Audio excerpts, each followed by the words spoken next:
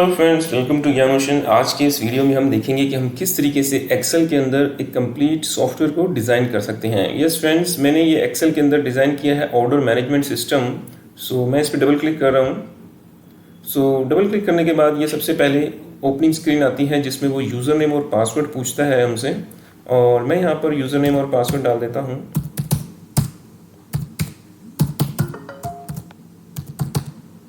तो user name password open करने के बाद, एंटर करने के बाद ये हमारे को ले आता है एक डैशबोर्ड पे, जो कि एक तरह का फॉर्म है जिसे एक्सेल में डिज़ाइन किया गया है।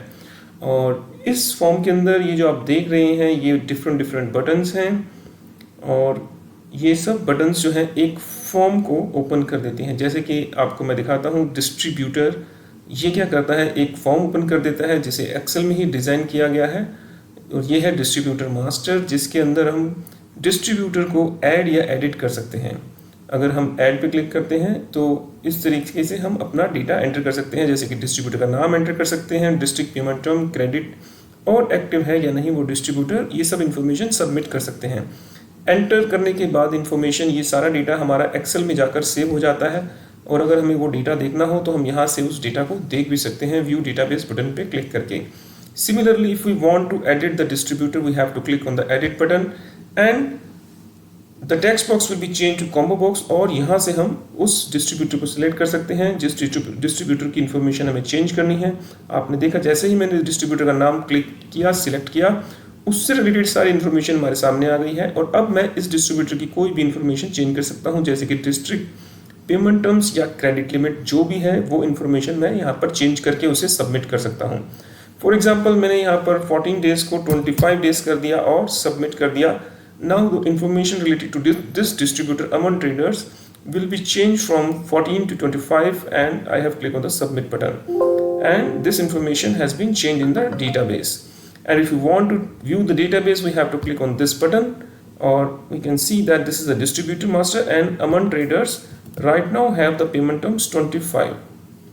So guys, this is an example, and now I'm continuing to the main dashboard, and this is again a same thing which I have designed in a different way, like this is a ribbon which I have designed in Excel। और अब मैं फिर से वही same view चाहता हूँ, क्योंकि मैंने एडमिन से लॉगिन किया था तो मेरे पास राइट था डिस्ट्रीब्यूटर डेटाबेस को देखने का, और मैं फिर से उसी मेन स्क्रीन पे आ गया। और अगर मैंने एडमिन से लॉगिन नहीं किया होता तो मैं ये डेटाबेस को नहीं देख सकता था। एडमिन को ही राइट है डेटाबेस को देखने का और अप्रूव ऑर्डर्स जो है करने का, और बाकी जो भी यूजर्स आप बनाएंगे उनके पास व्यू डेटाबेस और अप्रूव ऑर्डर का राइट नहीं दिया गया है। सो guys, this is very fantastic thing which I have designed in order management system, and now I show you another thing, order entry. So guys, this is again a form which have been designed in Excel, and I'll show you a simple thing, like if I want to add order, just click on this button, and मुझे यहाँ से select करना है कोई भी distributor. मैंने दोबारा से अमन ट्रेडर सेलेक्ट कर लिया, उससे रिलेटेड सारी इन्फॉर्मेशन यहाँ पर आ गई है। देखिए पेमेंट टर्म्स जो हमने रिसेंटली चेंज करी थी वो यहाँ पे आ गई है 25, और ब्रेकअप यस या नो मैंने यहाँ पर चूज़ करने लेना है।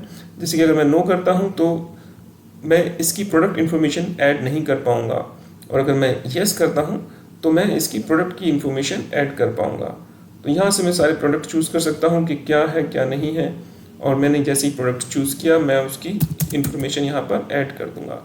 सिमिलरली मुझे और भी कोई प्रोडक्ट ऐड करने हैं तो मैं यहाँ से उसे चूज़ कर सकता हूँ।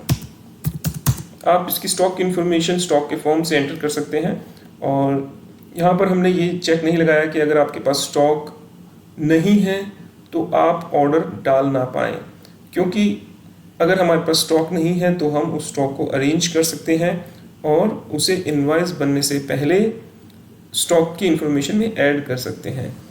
सो this software has been design in such a way कि अगर आपके पास स्टॉक नहीं भी है तो भी आप इसे ऑर्डर को एंटर कर पाएँ, बट वो जब हमारे एक्सेल में ऐड होगा तो एक स्टेटस आ जाएगा कि आपको स्टॉक की ज़रूरत है। In this way we can segregate all different orders, that this order can be dispatched right now, but this order cannot be dispatched right now as the stock is right now not available.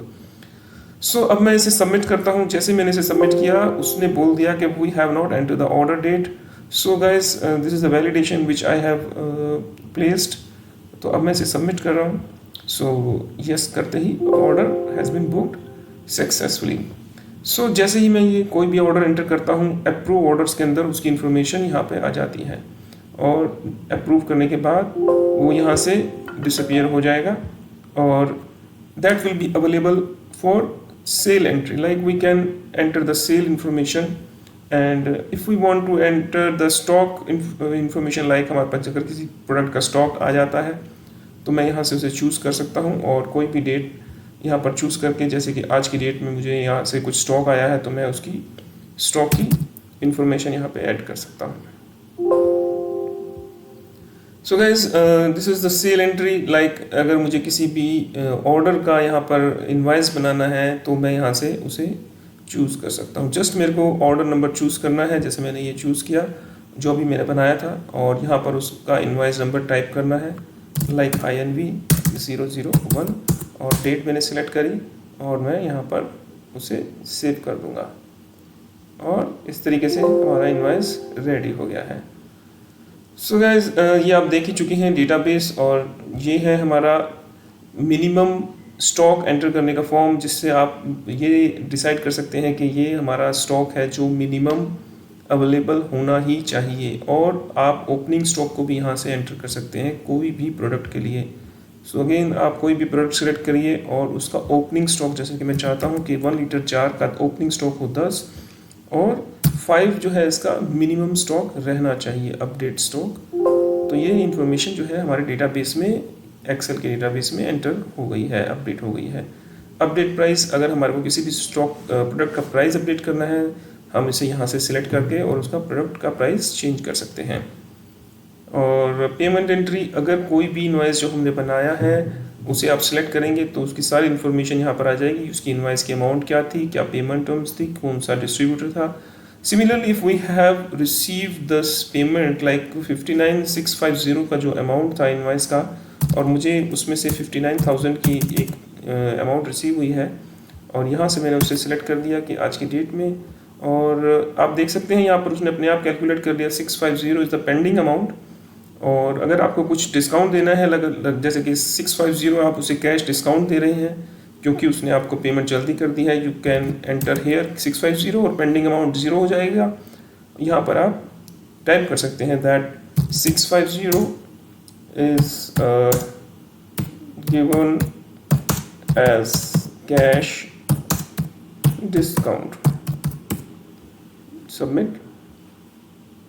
So this payment information has been saved in the database. So guys, these are the different reports which you can generate.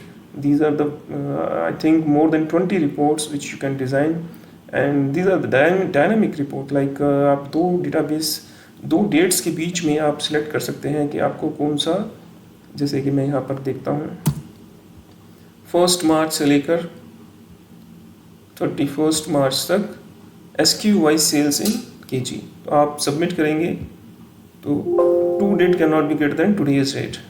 मैंने यहाँ पर 31/5 ले लिया है, तो आज से ज़्यादा नहीं हो सकती है डेट, तो मैं मार्च में जाकर 31 की तारीख मैंने ले ली और सबमिट कर दिया।